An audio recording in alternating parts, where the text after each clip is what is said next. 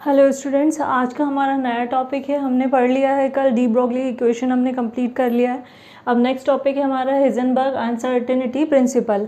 क्या हुआ था, हाइजेनबर्ग अनसर्टेनिटी प्रिंसिपल जो है वो डिपेंड करता है किस पे। हम पढ़ रहे थे कि हमारा ये चैप्टर ऑलमोस्ट पूरा एक तो किस पे बेस्ड है, एक तो वेव्स पे बेस्ड है और एक आप बोल सकते हो मैटर पे बेस्ड है। ठीक है, दोनों के किस पे बेस्ड है और ड्यूल नेचर पे। मतलब क्या हो रहा है कि साइंटिस्ट क्या कर रहे हैं, जो मैटर है, मैटर के ऑब्वियसली एटम से मिलके बना है, तो एटम्स की स्टडी इसमें हो रही है, छोटे पार्टिकल की बोल सकते हो आप, छोटा पार्टिकल की इस पे स्टडी हो रही है।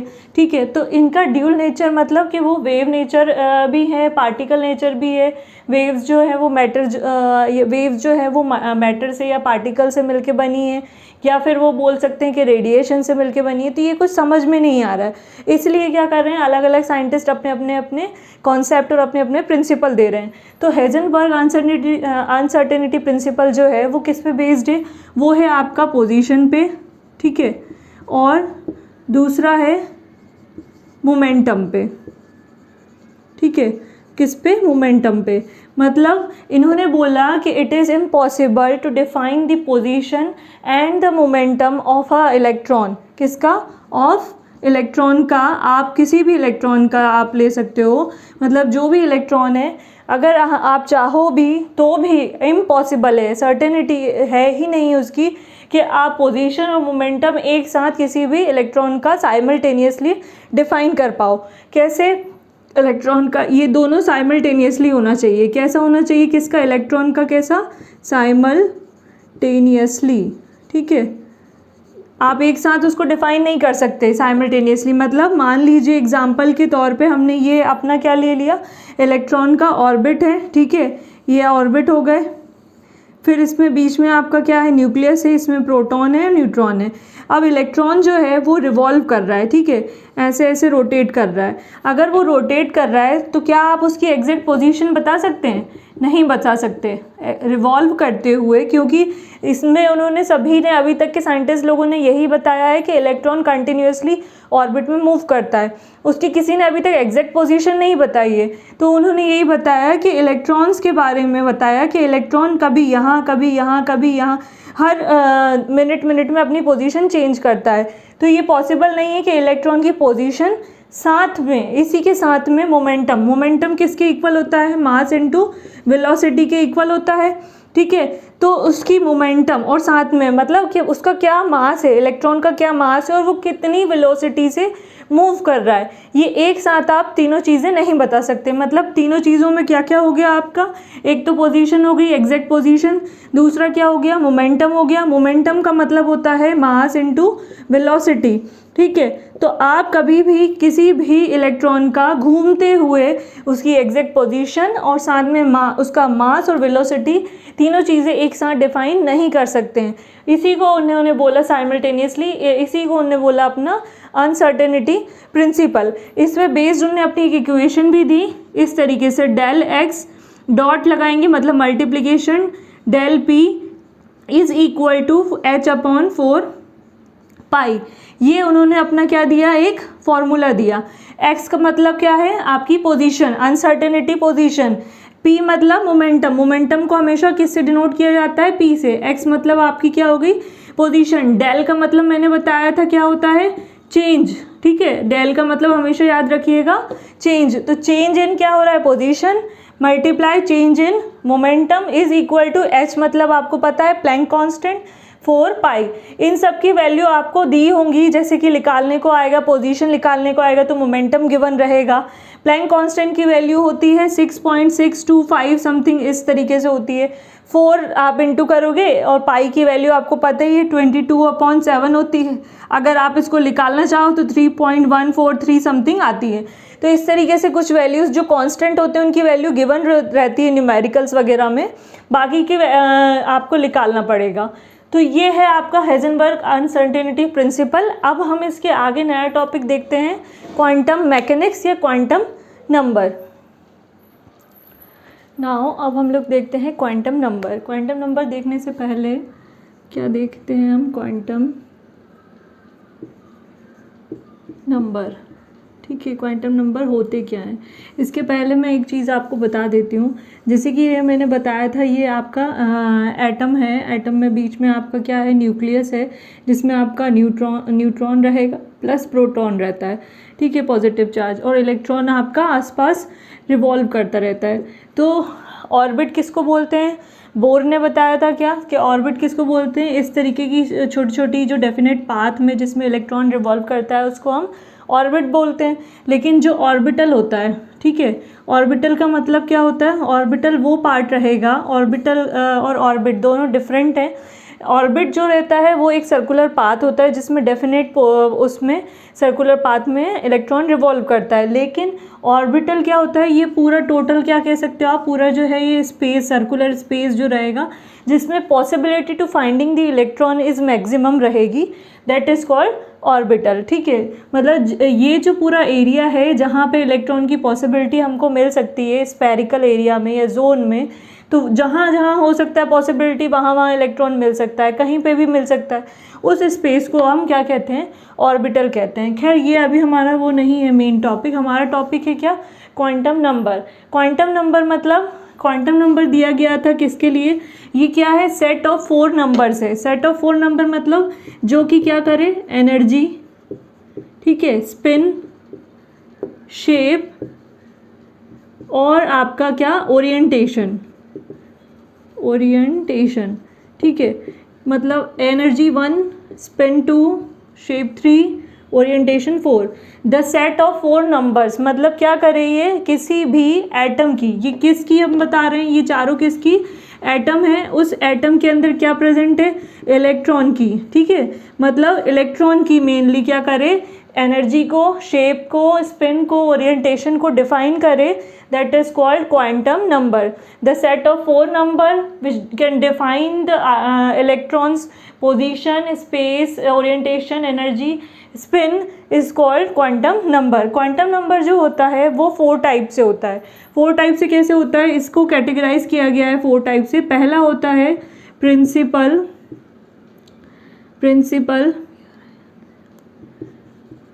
Quantum number. सेकंड होता है एजीमुथल, या इसको आप क्या बोल सकते हो, सब्सिडरी, या फिर एक और नाम बोला जाता है एंगुलर, ठीक है, एंगुलर क्वांटम नंबर। ये है प्रिंसिपल क्वांटम नंबर। सेकंड है आपका एजीमुथल, सब्सिडरी या एंगुलर क्वांटम नंबर। थर्ड है आपका magnetic quantum number and fourth है आपका स्पिन क्वांटम नंबर। ये थोड़ा इम्पॉर्टेंट है, ये आप याद रखिएगा क्योंकि जनरली इसी पे बेस्ड अब आपको कुछ जैसे कि आते हैं फॉर्मूलेज वगैरह निकालने के लिए, तो इसको थोड़ा सा अच्छे से समझिएगा। प्रिंसिपल क्वांटम नंबर जो दिया था वो बोर ने दिया था, ठीक है। एजीमुथल क्वांटम नंबर जो दिया था वो सोमरफेल्ड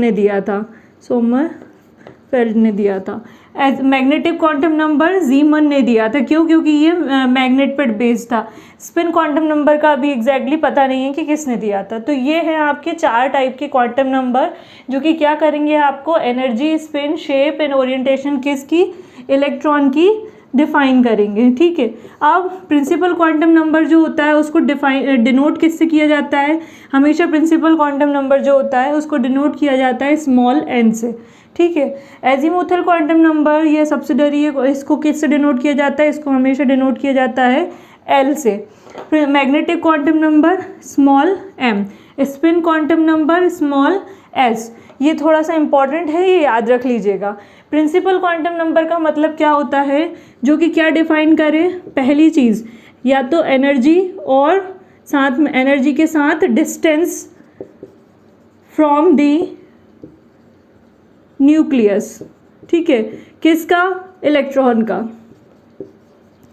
एनर्जी डिफाइन करेगा न्यूक्लियस की, साथ में इलेक्ट्रॉन की, और साथ में इलेक्ट्रॉन का न्यूक्लियस से, ये न्यूक्लियस है, यहाँ से लेकर इलेक्ट्रॉन के बीच का क्या डिस्टेंस है वो डिफाइन करे, वो क्या कहलाता है, प्रिंसिपल क्वांटम नंबर। इसी के अंदर क्या आते हैं, इसी के अंदर आपके आ जाते हैं, मैंने डिज़ाइन करके बताए थे, जैसे कि आपका K, L, M, N, इस तरीके से हम यह बोर ने किया है तो इसलिए बोर ने दिया है तो ये बोर के हिसाब से हम K, L, M, N या फिर 1 2 3 4 तरीके से शेल्स को डिफाइन कर सकते हैं, ऑर्बिट को डिफाइन कर सकते हैं।